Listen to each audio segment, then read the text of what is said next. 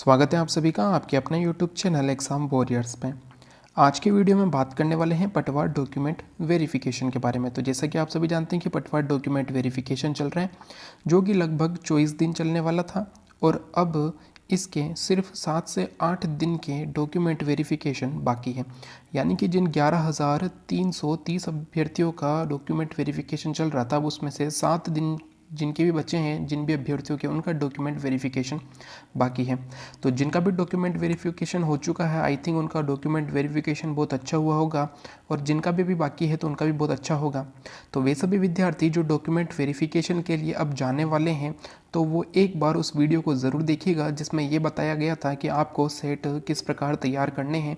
क्योंकि बहुत सारे अभ्यर्थी जो उस वीडियो को देखकर गए थे और जिनका डॉक्यूमेंट वेरिफिकेशन हो चुका है, उनके द्वारा वीडियो पर कमेंट आए थे कि बताई गई जानकारी उनके लिए बहुत ही उपयोगी रही थी। साथ ही मैंने आपको ये भी बताया था कि अगर आप सेट इस प्रकार तैयार करके जाते हैं तो आपको जो है 5 से 10 मिनट का समय लगेगा डॉक्यूमेंट वेरिफिकेशन में।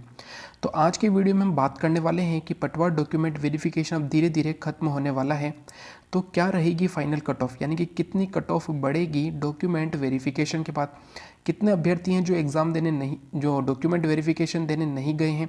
कितने अभ्यर्थी ऐसे हैं या जो अभ्यर्थी हैं जो डॉक्यूमेंट वेरिफिकेशन से बाहर होंगे, उनके पीछे क्या कारण रहेगा कि उन्हें बाहर कर दिया जाएगा।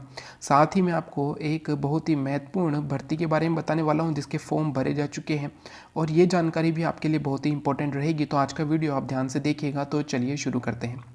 सबसे पहले मैंने आपको बताया था कि आपको जो एप्लीकेशन फॉर्म में चेक करना है अगर आप डॉक्यूमेंट वेरिफिकेशन के लिए जा रहे हैं। उसके बाद आपको सेट किस प्रकार तैयार करना है, ये सब हमने जान लिया था। इसके बाद जो है मैंने आपको बताया था कि जो कट ऑफ रहेगी फाइनल, उसके लिए क्या क्या चीज़ें होती हैं, यानी कि किन किन चीज़ों पर डिपेंड करता है कि कट ऑफ कितनी बढ़ेगी। इस पर भी हमने बात कर ली थी। तो आज मैं आपको बताने वाला हूँ कि कितनी कट ऑफ बढ़ेगी किस किस कैटेगरी में।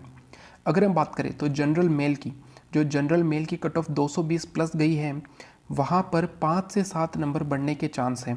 यानी कि जो कट ऑफ आएगी फाइनल कट ऑफ, वो जनरल मेल की 5 से 7 नंबर की वृद्धि के साथ आएगी, यानी कि 225 से 227 नंबर तक कट ऑफ जा सकती है। यहाँ पर एक लेट जो लिस्ट निकलती है, जब अभ्यर्थी ज्वाइनिंग के लिए नहीं जाते हैं तो उनके स्थान पर दूसरे अभ्यर्थियों को चुना जाता है, तो वो लिस्ट निकलती है। उस लिस्ट के निकलने पर ये कट ऑफ और भी कम हो जाती है, लेकिन वो बहुत बाद में निकलेगी। तो यहाँ पर हम एक तरीके से फाइनल कट ऑफ बता रहे हैं जो कि डॉक्यूमेंट वेरिफिकेशन के बाद में आएगी।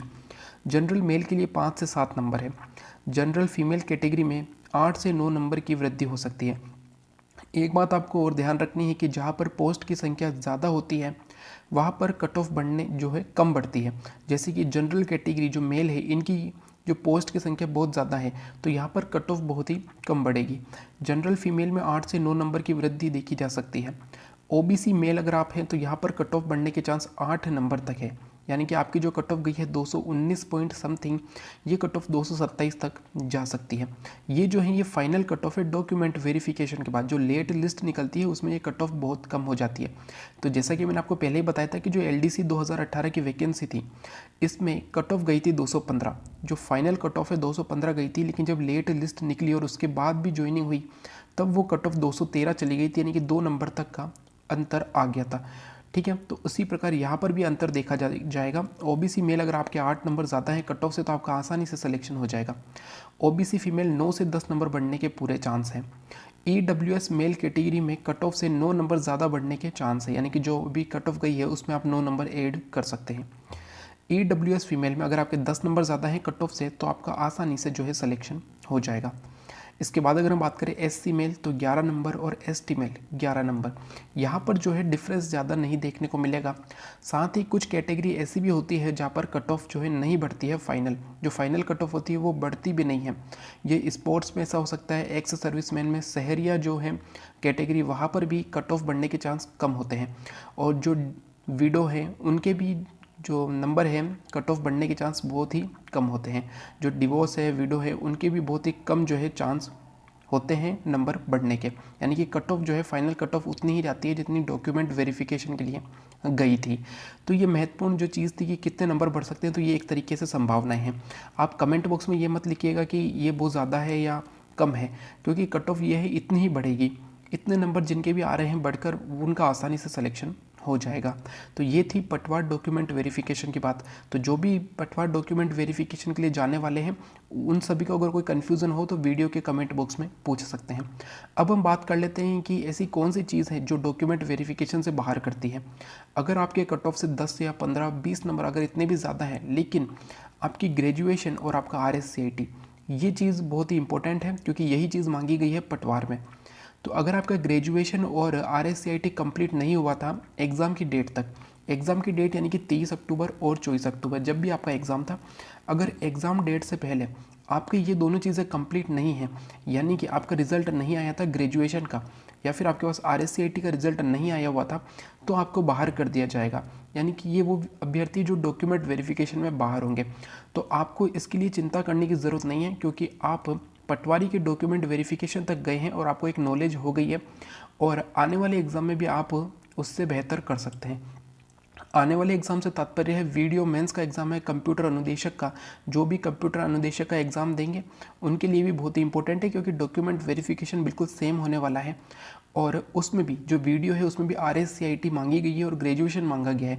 तो अब जो है आप उसके लिए ग्रेजुएशन और RSCIT भी कंप्लीट हो जाएगी, तो वीडियो मेंस में आप अच्छा परफॉर्म कर पाएंगे और डॉक्यूमेंट वेरिफिकेशन में भी क्लियर हो जाएंगे। तो यहाँ पर बात है कि जिनका भी ग्रेजुएशन और RSCIT कंप्लीट नहीं हुआ था एग्ज़ाम की डेट तक, तो उन्हें दिक्कत होगी और उन्हें बाहर किया जाएगा, क्योंकि ये कंपलसरी होता है एक तरीके से कि आपका एग्ज़ाम डेट तक ग्रेजुएशन और RSCIT कंप्लीट हो जाना चाहिए पटवार के लिए। ठीक है दोस्तों, तो ये सबसे इंपॉर्टेंट चीज़ है और यही से जो है अभ्यर्थी बाहर होते हैं जिनकी भी ये चीज़ कंप्लीट नहीं होती है। ठीक है, इसके अलावा जो हम बात करने वाले थे कि वो जो अभ्यर्थी है कंप्यूटर अनुदेशक की, वो बहुत ही इंपॉर्टेंट है और वो इस बार सबसे आसान होने वाली है। यानी कि जिन भी अभ्यर्थी जो भी अभ्यर्थी उसके लिए एलिजिबल थे, क्योंकि यहाँ पर एक कैटेगरी रखी गई थी। ठीक है दोस्तों, एक फिक्स कैटेगरी रखी गई थी कि जिन जिन विद्यार्थियों की ग्रेजुएशन इन चीज़ों में है वो ही कंप्यूटर अनुदेशक का फॉर्म भर सकते हैं। तो यहाँ पर अब फॉर्म भरने वाले अभ्यर्थियों की संख्या पहले ही बहुत कम हो गई थी और पोस्ट की संख्या भी बहुत ज़्यादा थी, लगभग 10,000 पोस्ट है। तो ये भी इम्पोर्टेंट है और आपको ध्यान रखना है। अगर हम बात करें कंप्यूटर अनुदेशक की, तो यहाँ पर कुल पद थे 10,157, बहुत ही बड़ी जो वैकेंसी थी 10,157 पोस्ट के लिए। यानी कि अगर हम बात करें तो पटवार और वीडियो इन दोनों के जो टोटल हैं उसके बराबर थी लगभग कंप्यूटर अनुदेशक की भर्ती। यहाँ पर अगर हम इम्पोर्टेंट बात करें तो बेसिक कंप्यूटर अनुदेशक दो हैं, एक तो बेसिक कंप्यूटर है और एक सीनियर जो है कंप्यूटर अनुदेशक है। तो बात करें बेसिक कंप्यूटर अनुदेशक की, तो पहली बात तो ये है कि इसके लिए जो एलिजिबल जो अभ्यर्थी हैं उन्हें पहले ही छांट लिया गया है। जिनके पास बीटेक हो, BSc BCA जो भी है, ये एक प्रकार से रखा गया था कि यही फॉर्म भर सकते हैं, यही कैंडिडेट फॉर्म भर सकते हैं। तो लगभग 9,862 पद हैं बेसिक कंप्यूटर अनुदेशक के। यहाँ पर अगर हम बात करें तो जो बात निकल के आई है कि यहाँ पर जो कुल अभ्यर्थी हैं वो है 2.22 लाख। कुल अभ्यर्थी 2.22 लाख थे और 9,862 पद थे। अगर हम बात करें कि एग्ज़ाम में जो उपस्थित कितने होंगे, तो जैसा कि आप सभी जानते हैं कि कोई सा भी एग्ज़ाम हो वहाँ पर कई ऐसे अभ्यर्थी होते हैं जो अनुपस्थित होते हैं। लगभग 70% की जो है वहाँ पर एक जो है देखी जाती है कि 70% अभ्यर्थी ही उपस्थित रहते हैं। अगर वही हिसाब यहाँ लगाया जाए तो लगभग 1.7 से 1.9 लाख, यानी कि 1,70,000 से लेकर 1,90,000 तक अभ्यर्थी यहाँ पर शामिल हो सकते हैं। ये भी जो है बहुत ही कम संभावनाएं हैं, यानी कि ये सबसे ज़्यादा संभावनाएं हैं कि यहाँ पर इतने अभ्यर्थी उपस्थित हो सकते हैं। इससे कम होने के पूरे चांस है, लेकिन अधिक ज़्यादा से ज़्यादा इतने ही अभ्यर्थी जो उपस्थित होंगे 1.7 लाख से 1.9 लाख तक। अगर हम बात करें तो टोटल पद है 9,862 और अभ्यर्थी इतने शामिल होंगे। तो एक पद के लिए, यानी कि जो परीक्षा है वो हो रही है एक पद के लिए 17 से 19 अभ्यर्थी। ये आप देख के चलिए, ये बहुत ही बड़ी चीज़ है कि एक पद के लिए सिर्फ 17 से 19 अभ्यर्थी ही शामिल हो रहे हैं, जबकि कई ऐसी भर्तियां देखी गई है जहाँ पर एक पद पर शामिल होने वाले अभ्यर्थी, यानी कि सिर्फ परीक्षा में ही शामिल होने वाले अभ्यर्थियों की संख्या 300 से 500 होती है। यानी कि एक पोस्ट के लिए ही 300 से 500 अभ्यर्थी परीक्षा देने के लिए बैठते हैं, जबकि यहाँ पर एक पद के लिए परीक्षा में शामिल अभ्यर्थी 17 से 19 ही है। तो वे सभी अभ्यर्थी जिन्होंने फॉर्म फिल किया है कंप्यूटर अनुदेशक का, उन्हें जो है इसके लिए बहुत ही ईमानदारी से मेहनत करनी है और बहुत ही मन लगा के अगर आप मेहनत करेंगे तो आपका आसानी से सिलेक्शन हो जाएगा, क्योंकि ये पहली बार भर्ती आई है और पहली बार ही जो है ऐसा यानी कि फॉर्म जो है एग्ज़ाम देखा जाएगा, जिसके लिए ठीक है दोस्तों इतने कम अभ्यर्थी ने फॉर्म भरा है। और इसका जो है एग्ज़ाम में जो भी क्वेश्चन पूछे जाएंगे वो पहले ही बताए गए हैं कि किस किस टॉपिक से क्या क्वेश्चन पूछे जाएंगे। तो पहली बार ही ऐसे जो एग्ज़ाम हो रहा है जिसमें इस प्रकार का टॉपिक लिया गया है। तो वे सभी विद्यार्थी जिनकी 60 से 70% भी तैयारी है, यानी कि इन चीज़ों की 60 से 70% भी तैयारी है, तो वो एक तरीके से उनका आसानी से सिलेक्शन हो जाएगा अगर वो थोड़ी सी मेहनत और कर लेते हैं।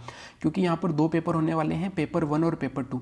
तो पेपर 1 जो है वो तो कॉमन ही है, लगभग सभी एग्जाम में वैसा पेपर ही देखा जाता है, पेपर 1, जिसमें हिस्ट्री है, कल्चर है, या फिर जितनी भी चीज़ें हैं वो दूसरे एग्जाम में भी चलती है। तो जो दूसरे एग्जाम की भी तैयारी की है जिन्होंने, उसके लिए पेपर 1 बहुत आसान रहेगा।